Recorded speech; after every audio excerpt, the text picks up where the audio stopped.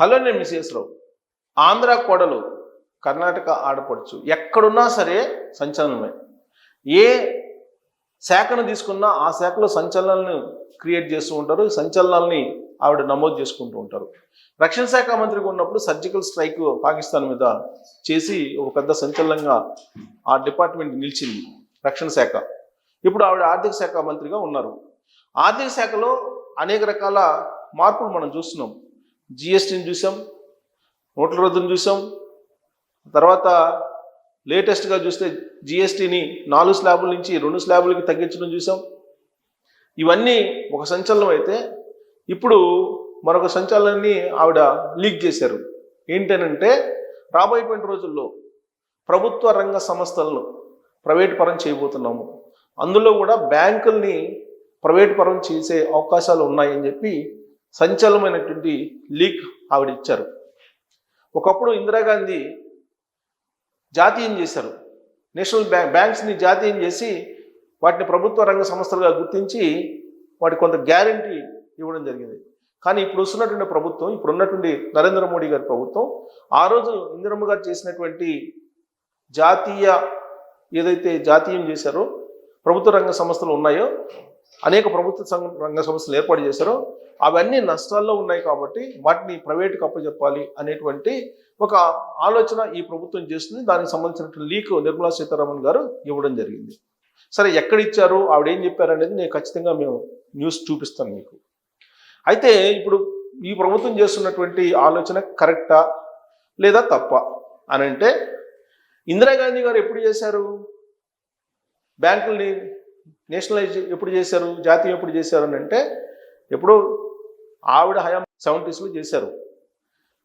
కానీ అప్పుడు గ్లోబలైజేషన్, సరళీకరణ ఇవి లేవు, గ్లోబలైజేషన్ లేవు. కానీ ఇప్పుడు ప్రపంచం పోటీ పడుతుంది, అన్ని దేశాలు పోటీ పడుతున్నాయి. లిబరలైజేషన్ వచ్చిన తర్వాత, గ్లోబలైజేషన్ వచ్చిన తర్వాత ఇప్పుడు ప్రభుత్వ రంగ సంస్థలు మూలన పడుతున్నాయి, నష్టాల పాలవుతున్నాయి. వాటిని భరించేటువంటి శక్తి ప్రభుత్వాలకు లేకుండా పోయింది.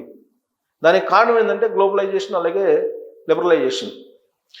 విదేశాల నుంచి కంపెనీలు వచ్చేస్తున్నాయి, విదేశాల నుంచి ఇన్సూరెన్స్ కంపెనీలు వస్తున్నాయి, విదేశాల నుంచి హెల్త్ ఇన్సూరెన్స్ చేస్తున్నారు, విదేశాల నుంచి కార్ల కంపెనీలు వస్తున్నాయి, అనేక విదేశీ కంపెనీలు వస్తున్నాయి. వాటితోటి పోటీ పడి వాటికంటే మిన్నగా ఉత్పత్తిని తయారు చేయలేక మూలన పడుతున్నాయి. దాంతోపాటు ప్రభుత్వ రంగ సంస్థల్లో ఉండేటువంటి ఉద్యోగులు ఎలా పనిచేస్తారు, ప్రైవేటు ఉద్యోగులు ఎలా పనిచేస్తారు అనేది మనం వేరే చెప్పవసరం లేదు. ఆ కారణంగా ప్రభుత్వ రంగ సంస్థలు మూలన పడుతున్నాయి. ఇదే మాట అంటే ఉద్యోగులు ఏమంటారంటే, మాకు కావాల్సినటువంటి వెసులుబాటుని, మాకు కావాల్సిన టెక్నాలజీని ఇస్తే ఖచ్చితంగా మేము విదేశీ సంస్థలతో పోటీ పడతాము అని చెప్పి చెప్తారు. కానీ భారతదేశం యొక్క టెక్నాలజీ ఎంత, భారతదేశం దగ్గర ఉన్నటువంటి ఆధునిక సంపత్తి ఎంత అనేది వాళ్ళకి తెలుసు. ఒకప్పుడు గ్లోబలైజేషన్, లిబరలైజేషన్ లేనప్పుడు ప్రభుత్వ రంగ సంస్థలే మేటిగా నిలిచాయి. అందుకే ఇందిరాగాంధీ గారికి పేరు వచ్చింది నేషనలైజ్ చేసినందువల్ల. కానీ ఇప్పుడు పూర్తి రివర్స్లో ఉంది. అందుకే అన్నిటినీ ప్రైవేట్ చేసుకుంటూ వెళ్ళిపోక తప్పనటువంటి సిచ్యువేషన్ నెలకొంది ఇప్పుడు కేంద్ర ప్రభుత్వానికి. రాష్ట్ర ప్రభుత్వాలు కూడా అదే పరిస్థితి. విశాఖ స్టీల్ ప్రైవేటైజేషన్ చేయాలి అని చెప్పి కేంద్ర ప్రభుత్వం ఎందుకు అనుకుంటుంది? ఇక్కడ ఉన్నటువంటి ప్రాంతీయ పార్టీలు వద్దు అని చెప్పి చెప్తున్నప్పటికీ ముక్తకంఠంతో క్రమేణా దాన్ని ప్రైవేట్ చేయడానికి ఎందుకు ప్రయత్నం చేస్తుందంటే, గ్లోబలైజేషన్, లిబరలైజేషన్లో భాగంగా విదేశీ పోటీకి తట్టుకోలేనటువంటి సిచ్యువేషన్లో ఉంది. అది తట్టుకోవాలంటే మాకు జీతాలు మెరుగ్గా ఇవ్వాలి, అలాగే కావాల్సిన మెటీరియల్ని సబ్సిడీ మీద ఇవ్వాలి, ఇలా అన్నీ చెప్తూ ఉన్నారు. దీని మీద డిబేట్ నడుస్తుంది బహిరంగ మార్కెట్లో. ఇలాంటి సందర్భంలో బ్యాంకుల్ని అసలు ప్రైవేట్ చేయాలి అనేటువంటి ఒక బాంబు లాంటి న్యూస్ ఇప్పుడు నిర్మలా సీతారామన్ గారు లీక్ చేశారు. మరి బ్యాంకుల్ని ప్రైవేట్ చేస్తే వచ్చే నష్టం ఏంటి, లాభం ఏంటి అనేది మనం ఒక్కసారి అవలోకనం చేసుకుంటే కనుక మనకి గుర్తొచ్చేది ఏంటి? నేషనల్ బ్యాంకులు ఎవరెవరికి ఇస్తున్నాయి లోన్స్? వేల కోట్ల రూపాయలు లలిత్ మోడీ, అలాగే నీరవ్ మోడీ, విజయ్ మాల్యా, ఇలాంటి కార్పొరేట్ సంస్థలకి ఇస్తూ ఉన్నాయి, వేల కోట్ల రూపాయలు ఇస్తున్నాయి. తాజాగా ఎల్ఐసి తీసుకెళ్లి అదానీ గ్రూప్లో పెద్ద ఎత్తున పెట్టుబడులు పెడుతుంది. ఎందుకు పెడుతుంది? ప్రభుత్వంలో ఉండేటువంటి వాళ్ళు ప్రభుత్వ రంగ సంస్థ కాబట్టి ఖచ్చితంగా వాళ్ళ ఇన్వాల్వ్మెంట్ తోటి ఈ పెట్టుబడులు అటు వెళ్తున్నాయి. అంతిమంగా అదానీ గ్రూప్ బాగుంటే ఎల్ఐసి బాగుంటుంది, లేదంటే కుప్పకూలుతుంది. ఇలా కుప్పకూలినటువంటి కంపెనీలు అనేకం ఉన్నాయి. అదే ప్రైవేటైజేషన్ చేస్తే హెచ్డిఎఫ్సియో లేదంటే ఐసిఐసి బ్యాంకులోనో బ్యాంకులు ఉంటే ఖచ్చితంగా విచ్చలవిడిగా లోన్లు ఇవ్వరు. ప్రాసెస్ ప్రకారం ఎవరు రీపేమెంట్ చేయగలరో వాళ్ళకే ఇస్తారు. ఒకవేళ రీపేమెంట్ చేయలేకపోయినా కానీ ఇమీడియట్గా వాళ్ళ మీద యాక్షన్ తీసుకుంటారు. కానీ ప్రభుత్వ రంగ సంస్థల్లో వన్ టైం సెటిల్మెంట్లు అని చెప్పి దాదాపుగా కొన్ని లక్షల కోట్ల రూపాయలు, 25 లక్షల కోట్ల రూపాయలు బ్యాంకులకి ఎగ్గొట్టినటువంటి బడా కార్పొరేట్లు ఉన్నారు. మరి ఇలాంటి వాళ్ళని దృష్టిలో పెట్టుకొని నేషనల్ బ్యాంక్స్ని ప్రభుత్వ రంగ సంస్థలలాగానే ఉంచాలా, లేదంటే ప్రైవేట్కి అప్పచెప్పాలా వాటిని అనేది ఒక పెద్ద డిబేటబుల్ క్వశ్చన్ భారతదేశంలో. ప్రభుత్వ రంగం లేదంటే ప్రభుత్వంలో ఉండేటువంటి ఉద్యోగుల యొక్క పనితీరు, ప్రైవేట్ రంగం ప్రైవేటు ఉద్యోగుల యొక్క పనితీరు, ఈ రెండు బేరీజ్ వేస్తే ఎవరిది బాగుంది, ఎవరిది అవుట్పుట్ బాగుంది అనేది బేరీజ్ వేసుకుంటే వచ్చేటువంటి సమాధానం అందరికీ తెలుసు, నేను చెప్పవసరం లేదు. కాబట్టి ఇప్పుడు బ్యాంకుల్ని ప్రైవేటైజేషన్ చేయడానికి నిర్ణయించుకున్నామని చెప్పి చెబుతున్నారు. అందుకే బ్యాంకుకు సంబంధించినటువంటి సంఘాల నేతలు వద్దు అని చెప్పి చాలా కాలంగా వాళ్ళు సమ్మెలు చేస్తున్నారు, నిరసనలు వ్యక్తం చేస్తున్నారు, రకరకాలు చేస్తున్నారు. కానీ గ్లోబలైజేషన్ అలాగే లిబరలైజేషన్లో నిలబడాలంటే ప్రపంచంలో ప్రైవేట్ ఒక్కటే మార్గం అనేది ఆర్థికవేత్తలు చెప్తున్నారు.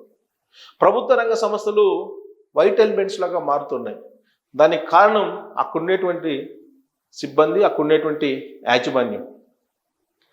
అందుకే ఇప్పుడు బ్యాంకుల్ని కనుక ప్రైవేటైజేషన్ చేస్తే ఈ కార్పొరేట్ ఏదైతే మోసాలు ఉన్నాయో ప్రభుత్వ రంగ సంస్థలనే మోసం చేస్తుంటారు. మీరు తీసుకోండి, ప్రభుత్వ రంగ సంస్థలన్నీ ముంచేస్తున్నారు. ముంచేసేటువంటి వాళ్ళంతా కూడా ప్రభుత్వ రంగ సంస్థలనే. ఈవెన్ అనిల్ అంబానీ ఇలాంటి వాళ్ళు చాలామంది ఉన్నారు. 25 లక్షల కోట్ల రూపాయలు, 25 లక్షల కోట్ల రూపాయలు అసలు మీరు ఊహించరు అన్ని లక్షల కోట్ల రూపాయలు అంటే. 25 లక్షల కోట్ల రూపాయలు ఇప్పుడు ఎగ్గొట్టారని అంటే కార్పొరేట్లు, వాళ్ళని ఎవరు ఏం చేయలేనటువంటి సిచ్యువేషన్. మరి ఇలాంటప్పుడు మనకు నేషనల్ బ్యాంకులు ఎందుకు? నేషనల్ బ్యాంకులు ప్రభుత్వ రంగ సంస్థలు అని అంటారు, కానీ అవేమో పనితీరుని కనుక చూస్తే వాటి పనితీరు మనం అబ్జర్వ్ చేస్తున్నాం. మరి ఇలాంటి సమయంలో నిర్మలా సీతారామన్ గారు బాంబు లాంటి వార్తను, అణుబాంబు లాంటి వార్తను పేల్చారు. ఇక్కడ చూడండి, ఇది భారత్కు ప్రపంచ స్థాయి బ్యాంకులు అవసరం. దీనిపై ఆర్బీఐ బ్యాంకులతో చర్చిస్తున్నాం. ఆర్థిక మంత్రి నిర్మలా సీతారామన్ దేశానికి భారీ ప్రపంచ స్థాయి బ్యాంకులు అవసరమని, ఈ విషయంపై రిజర్వ్ బ్యాంక్ ఆఫ్ ఇండియా బ్యాంకులతో చర్చలు జరుపుతున్నామని ఆర్థిక మంత్రి నిర్మలా సీతారామన్ పేర్కొన్నారు. గురువారం ముంబైలో జరిగిన 12వ SBI banking and economics conclave 2025లో ఆమె మాట్లాడుతూ పరిశ్రమలకు రుణాలను మరింత విస్తృతం చేయాలి, జిఎస్టీ రేట్ల కోత రూపంలో వచ్చిన గిరాకీ ఒక ప్రయోజనకర పెట్టుబడుల చక్రానికి ఊతమిస్తున్న ధీమా మాకుంది. ఉత్పత్తి పెంపునకు రుణ లభ్యత కీలకంగా మారింది. వ్యవస్థీకృత పారదర్శక రుణ ప్రక్రియ అత్యంత అవసరం. ఇందుకోసం ప్రపంచ స్థాయి బ్యాంకుల అవసరం ఖచ్చితంగా ఉంది. దీనిపై ఆర్బీఐతోనూ బ్యాంకులతోనూ చర్చలు జరుపుతూనే ఉన్నాం. దీనిపై ఒక నిర్ణయానికి వచ్చే ముందు చాలా పనులు చేయాల్సి ఉంది. పెద్ద బ్యాంకులను ఎలా ఏర్పాటు చేయాలనుకుంటుందో ఆర్బీఐ నుంచి స్పందన కోరతామని చెప్పి అన్నారు. ప్రస్తుతం ఉన్నటువంటి బ్యాంకులతో పెద్ద బ్యాంకులను సృష్టించలేము. విలీనం కూడా ఒక మార్గమే. అయితే ఎక్కువ బ్యాంకులు కార్యకలాపాలు నిర్వహించాలి, వృద్ధి చెందాలని ఉండాలి. అటువంటి వాతావరణాన్ని భారత్లో ఏర్పాటు చేయాల్సి ఉంది. అంటే వృద్ధి చేద్దాము బ్యాంకులు అనేది లేదు అని చెప్పి ఆ ఉద్యోగుల గురించి మాట్లాడుతున్నారు ఆవిడ ఇండైరెక్ట్గా. ఆ పనులు కొంత జరుగుతున్నాయని ఆమె వెల్లడించారు. 2030 కల్లా అగ్రగామి 10 అంతర్జాతీయ బ్యాంకుల్లో ఎస్బీఐ చేరుతుందని ఇదే కార్యక్రమంలో పాల్గొన్న ఎస్బీఐ చైర్మన్ చల్లా శ్రీనివాసులు శెట్టి పేర్కొన్నారు.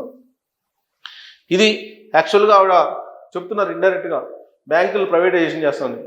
ఫ్యూచర్స్ అండ్ ఆప్షన్స్లో ట్రేడింగ్ చేయకుండా రీటైల్ మదుపర్లను అడ్డుకోబోమని ఆర్థిక మంత్రి నిర్మలా సీతారామన్ స్పష్టం చేశారు. అయితే అటువంటి వాటిలో పెట్టుబడులు పెట్టడం వల్ల కలిగే నష్ట భయాల గురించి వారికి అవగాహన కల్పిస్తామని తెలిపారు. నిఫ్టీ సెన్సెక్స్లో వారం వారి డెరివేటివ్స్ కాంట్రాక్టులను నిలిపివేసే ప్రణాళిక ఏది లేదని సెబీ చైర్మన్ తుహిన్ కాంతి పాండే పేర్కొన్న కొద్ది రోజులకే ఆర్థిక మంత్రి ఈ వ్యాఖ్యలు చేయడం గమనార్హం. యూనియన్ల నిరసన. ప్రభుత్వ రంగ బ్యాంకులను ప్రైవేటీకరించిన ఆర్థిక సంఘటితానికి జాతీయ ప్రయోజనాలకు ఇబ్బంది ఏమీ కలగదని మంత్రి సీతారామన్ వ్యక్తం చేసిన వ్యాఖ్యలను బ్యాంక్ యూనియన్లు విమర్శించాయి. మూలధన మద్దతు ఇచ్చి పిఎస్బీలను బలోపేతం చేయడం ద్వారా ఆర్థిక సంఘటిత లక్ష్యానికి అవి చేదోడుగా నిలిచేలా చేయాలని డిమాండ్ చేశారు. అది ప్రభుత్వ రంగ బ్యాంకులను ప్రైవేటీకరించిన ఆర్థిక సంఘటనకి జాతీయ ప్రయోజనాలకు ఇబ్బంది ఏమి కలగదని మంత్రి సీతారామన్ చేసిన వ్యాఖ్యలను బ్యాంక్ యూనియన్లు విమర్శిస్తున్నారు. ఇది వ్యవహారం. సో ఇప్పుడు విదేశీ బ్యాంకులు రావాలి, విదేశీ బ్యాంకులు అవసరం అని చెప్తున్నారు. ఎప్పుడైనా సరే విదేశీ కంపెనీలు భారతదేశానికి వచ్చినా లేదా విదేశీ సంబంధించిన బ్యాంకులు వచ్చినా ఇక్కడ ఉండేటువంటి దేశీయ బ్యాంకులు కానీ దేశీయ సంబంధించినటువంటి ఉత్పత్తులు కానీ దెబ్బతింటం ఖాయం. ఇది మనం చూస్తున్నాం, మన కళ్ళ ముందు కనిపిస్తుంది. అంటే ఇండైరెక్ట్గా ఇక్కడ ఉండేటువంటి బ్యాంకులను ప్రైవేట్ చేయాల్సిన అవసరం ఉంది అని చెప్పి క్లియర్గా సీతారామన్ గారు చెప్తున్నారు. విదేశీ బ్యాంకుల అవసరం ఉంది, ఇక్కడ వాళ్ళు లోన్లు ఇవ్వాల్సిన అవసరం ఉంది, ఇక్కడ పెట్టుబడులు పెట్టాల్సిన అవసరం ఉంది, ఇక్కడ ఎంత లోన్లు ఇస్తే అంత ఉత్పత్తి పెరుగుతుంది అనేటువంటి విషయాన్ని చెప్తున్నారు. అంటే ఇక్కడ ఉండేటువంటి బ్యాంకులు అప్ టు మార్క్ లేవు అనేటువంటి విషయాన్ని ఆవిడ చెప్తున్నారు. అందుకే